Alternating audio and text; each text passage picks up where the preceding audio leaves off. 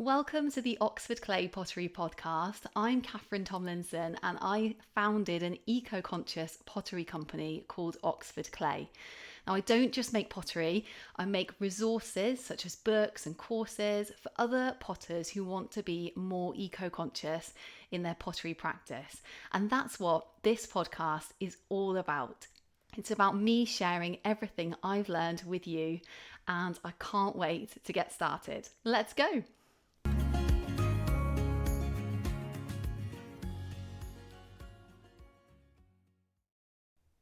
Hello, so before we get on with the episode, I wanted to tell you about two completely free guides that I've made just for you about pottery.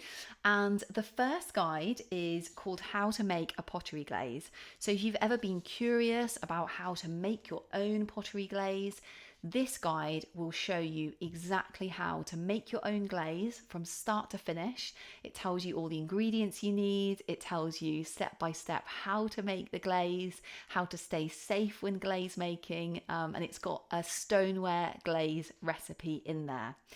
And if you've been curious about how to fire pottery, I have also made a guide on electric kiln firing. So this guide will tell you all the different terms that's used in like kiln firing, and what they mean, and it also takes you through the exact firing schedule that I use to do my bisque firing and also stoneware glaze firing. So it's got all the temperatures in there, all the timings in there, and both of these guides are available from the Oxford Clay website at www.oxfordclay.co.uk/resources for potters. Okay, let's get on with the episode.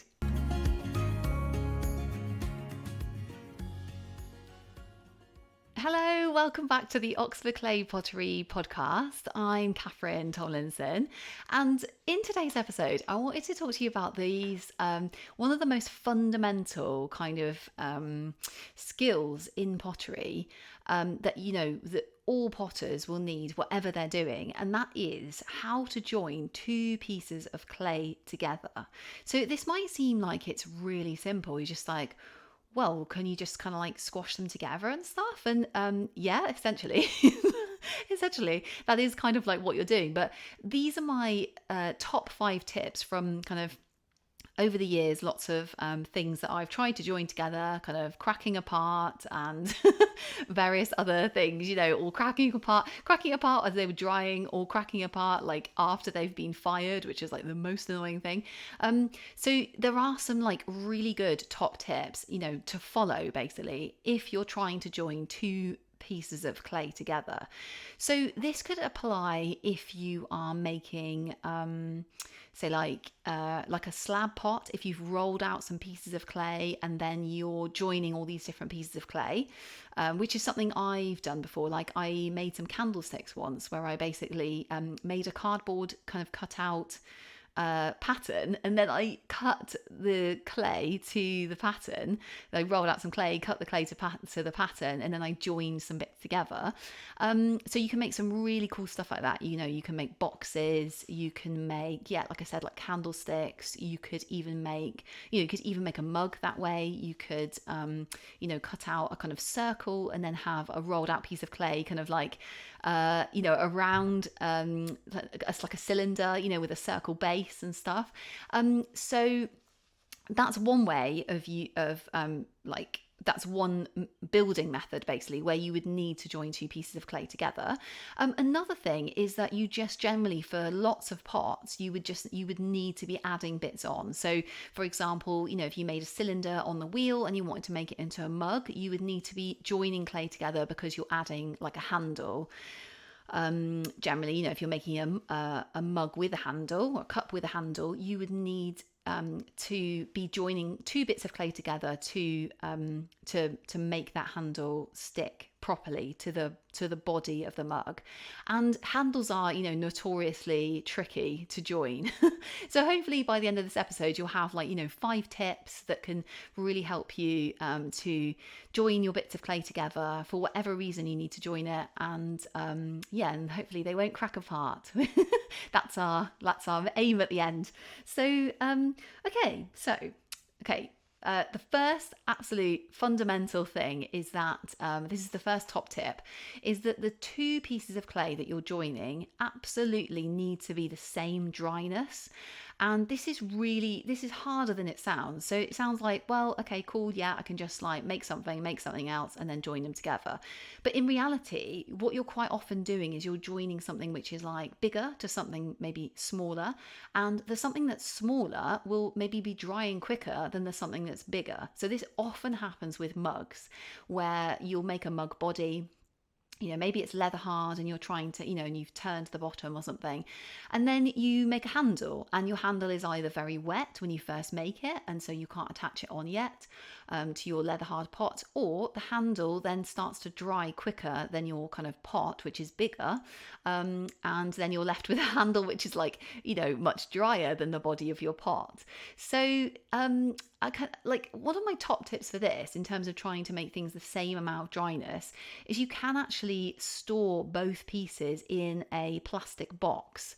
Now I've spoken about this before, and in terms of the magic of a damp box, and I call these damp boxes just after the fact that when I went to pottery classes, we had a damp cupboard and we would keep all our work in the cupboard, and the idea was that it would keep damp until the next week when we could work on it again, because you were going basically every week to these classes. So I've taken this idea and made it into a smaller, more manageable kind of spatially idea, where basically you can just get a plastic storage box, and you can store your work in the plastic storage box until the next time when you will be working on it.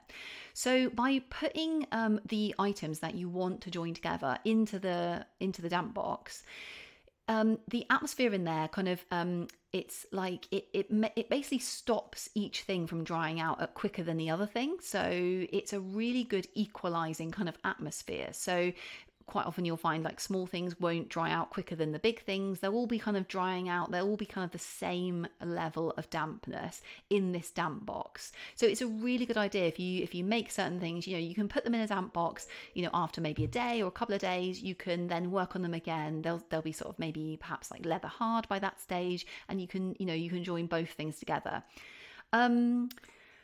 Okay, so that's the first top tip, is to try and make sure your things are an even dryness. The 2 things are an even dryness before you're joining them together.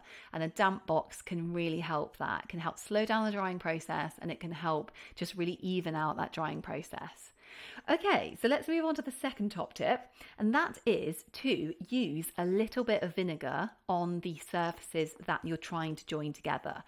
So what vinegar does is it really just helps to kind of melt the clay a little bit. I mean, it doesn't actually melt it, in the same way that it would in a kiln, but it just really helps to kind of really soften the clay to the point where then you can, it creates a kind of lovely, kind of almost like a sticky slip type surface.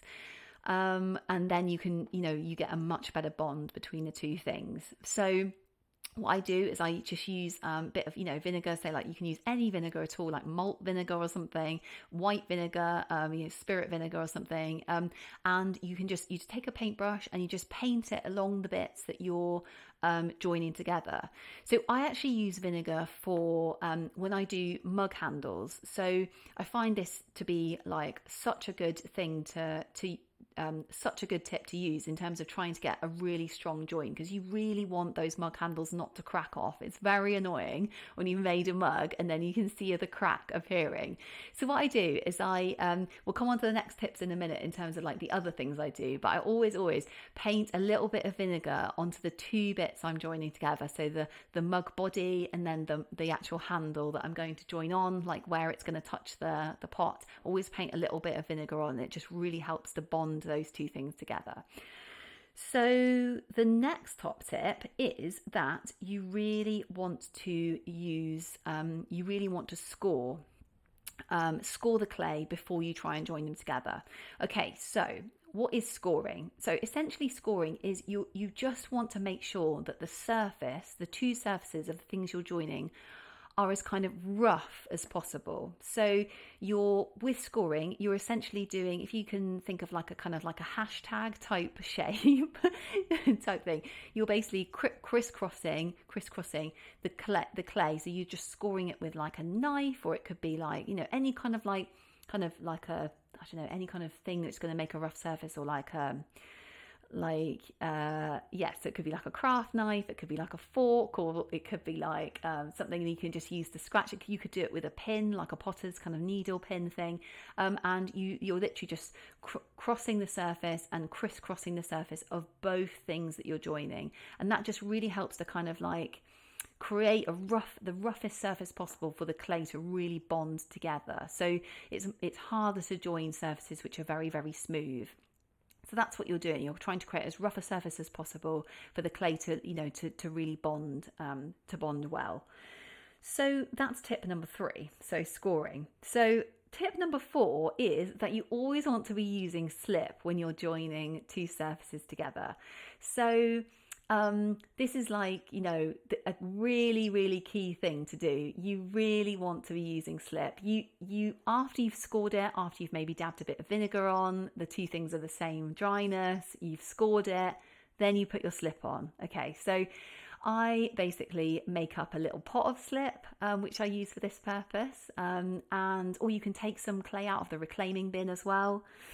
Just scoop a little bit out if you've got if you're in an educational setting or something, there might be a clay reclaiming bin that you can just literally scoop a bit of slip out, and it's essentially just clay which is like been mixed with water to the point where it's back into like a kind of sticky clay again, and this again really just helps to bond those two things together. So you don't need loads, because obviously you're going to be like squashing those things together, and any extra slip will just kind of like get squashed out, but you do need some. And my bonus top tip for number 4 is that if you add paper fibres to your slip, you will make this absolutely super powered strong slip that will just be able to just join your things so well. So you don't need to add much paper. You can even add, maybe like a sheet of toilet paper or something, just even like a little tiny, half a teaspoon or something of paper to like a little pot of slip. Or you could use like newspaper, made into a pulp, or you could use kitchen roll made into a pulp, and then just add the paper pulp to the slip. Make sure it's really, really thoroughly mixed, and that slip will be like superhero, super powered slip that you'll then be able to use to like join things together, and it'll just be absolutely fantastic. So okay, so these are the steps of joining. So 2 things that are the same dryness, and then you want to paint a little bit of vinegar, and then you want to score it, and then you want to add slip, and super powered paper clay slip if you can. And then what you're doing is you're pushing those 2 things together, and then you're going to be smoothing the join. Okay, so that's the next step, is basically to smooth the join really well. You can either use a tool for that. So there's lots of tools that you can just kind of, if you're doing it in if you're joining 2 bits together to make a corner, you might just want to kind of, like have a modeling tool or something, just to kind of, smooth out that join. And the slip will help you because it'll have squeezed hopefully a bit of clay out into the join, and then you can use it to smooth it. And that should be, your join joined. But the next step, and this is a really, really important step, is that you want to dry your piece after the 2 things have joined. You want to dry it. So this is tip number 5. You want to dry it as slowly. I'm not going to say as slowly as possible, but you don't want to dry it fast. Okay, so you want to dry it slowly, and you just really don't want that thing to dry out too fast. Okay, so what can happen if things dry out too fast is that, say for example, you've joined 2 bits together and the rim is much thinner than, say, like the base that you've joined. what can happen is as the rim dries, because clay, will shrink as it dries, and sometimes it can, move, is that it can start to crack away from the base. So if the base is not drying very fast, it's still like wet clay, and your rim is, starting to dry out really fast, it can then pull away from the thing that you've joined. So this is like super annoying because you've gone to all that hard work, you've done steps 1 to 4, you've smoothed it all as well, and you really don't want it to start cracking apart at this stage. So by drying it slowly, and again, you can use a damp box, you can return it back to that damp box environment, and it will dry out much slower. It'll still dry, but it's like it will dry out much, much slower, and it will dry out much more evenly. And then there'll be a point where you think, oh, that's actually pretty dry now. It's sort of like slightly beyond the leather hard stage, when it's kind of like almost hard clay, but it's not kind of dry clay yet. You can maybe like remove it from the box, and then it's kind of safe to dry, maybe like on a shelf or something. So you can also use a plastic bag if you don't have a box, a damp box, or maybe you're in a community pottery setting and there's nowhere to store your box or something. You can just use a plastic bag, or you can put it in a damp cupboard if they have those facilities. So it's just really important that those things are drying out evenly, that one bit isn't drying out faster than the rest. Okay, so those are my 5 top tips for joining 2 pieces of clay together, and let's go through them again. So we've got number 1, make sure that you're joining things the same amount of dryness. Now if you need help with this, you can create a kind of atmosphere in a damp box which is going to be conducive to both of those things being the same level of dryness. So maybe store them in a box for a few days together, and they'll kind of dry out a little bit but not too much, and then you can maybe join them together when they're a little bit at the maybe leather hard stage, and it'll just be so much easier. You don't want them to be 2 different states of dryness. So that's the first key thing. Second tip is to use vinegar. Really helps to bond the clay together. You can just use a little bit, just like paint it on with a paintbrush onto the 2 sides that you're joining. Tip number 3 is that you always want to make sure you're scoring the things that you're joining. It just creates a really good joining surface for those 2 things to really bond together. Tip number 4 is that you really need to use slip to join 2 things together, like absolutely. So you can make your own slip just from the clay reclaiming bin, just scoop a little bit out, or you can just take some dry clay and just add a little bit of water. It's really good to add paper to your slip as well. It makes this like amazing substance that will be very super strong, super strong. You'll make your join super, super strong.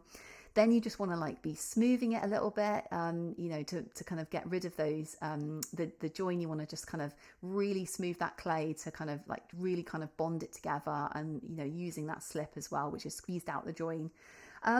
And then tip number 5 is that then you need to dry them slowly. So just make sure your pot is not drying too fast. Bits can crack off if it's drying too fast. And again, you can use a damp box. So just dry it nice and evenly in that damp box or in a plastic bag, and it'll be fine. Yeah, hopefully those things will stay together, and even if after it's fired and you'll be drinking coffee from your mug with the handle that you've joined on successfully. So yeah, I hope those top 5 tips have been good. Like I say, it's from like years and years of things cracking off and making mistakes and cracks appearing at various stages that I bring those tips to you. So clay cracking, things things cracking off that you've joined together is a really normal part of pottery, and sometimes it just happens. You've taken all these steps and sometimes it happens, but yeah, with these steps it will really, really help. So I would love talking to you about them, and I hope it's been helpful for you, and I really can't wait to see you on the next episode, and thank you so much for joining me on this one. Until then, wishing you very happy potting, happy joining things together, joining 2 bits of clay together, and I'll see you on the next episode. Bye.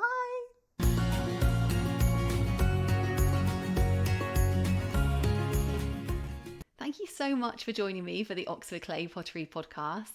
If you're interested in learning more about Oxford Clay or eco-conscious pottery, there's so much for you on the Oxford Clay website. There's books, e-courses, there's a blog on there, loads of other podcast episodes, and I can't wait to share it with you. The web address is oxfordclay.co.uk. I'll see you over there.